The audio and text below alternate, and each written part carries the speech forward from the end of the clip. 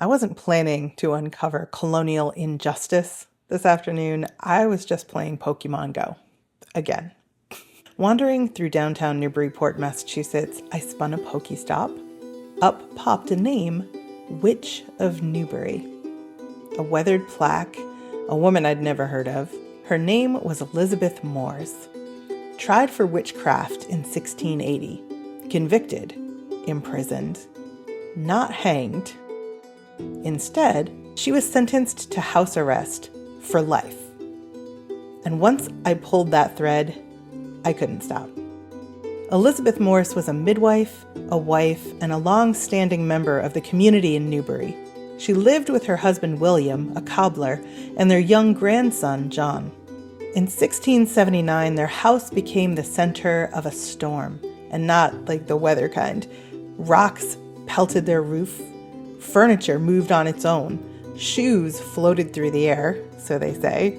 Tools tumbled down the chimney. You know, just a normal Tuesday in Puritan, Massachusetts. At first, suspicion fell on the grandson, who whistled too much and answered questions too little or something, like whatever it was that upset Puritans about young person's behavior. Then a neighbor, Caleb Powell, suggested the boy might be playing tricks. But Caleb, a shipmaster and student of astrology, was already an object of suspicion. He knew things. Not midwifery, not those kinds of things, the celestial kind.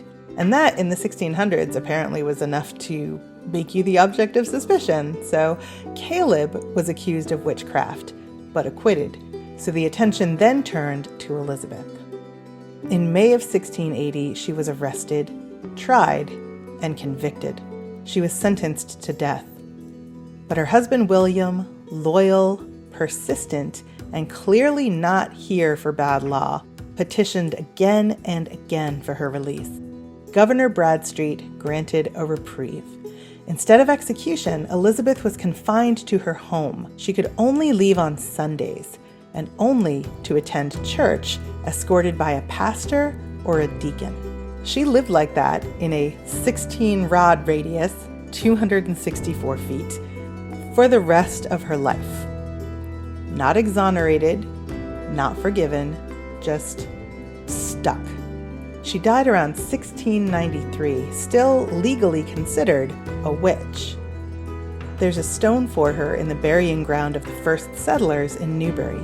It marks her memory, but not her resting place, because convicted witches couldn't be buried in sacred ground, even if they weren't really witches. The stone reads, "Convicted as a witch by her community, may she rest in peace beyond these walls." That hits different, doesn't it? As for her home, that stood at 31 Market Street. Today, it's a parking lot. Unceremonious, asphalted, ordinary parking lot. But right next door is the YWCA, an organization devoted to empowering women, to giving them shelter, opportunity, and space. So side by side, you've got two stories. One about a woman who was confined and silenced, and another about how far we've come. And it blows my mind to think that I found her story in a mobile game, not in a textbook, not on a tour, and I take a lot of tours, just a tap and a spin, and suddenly I was walking with Elizabeth.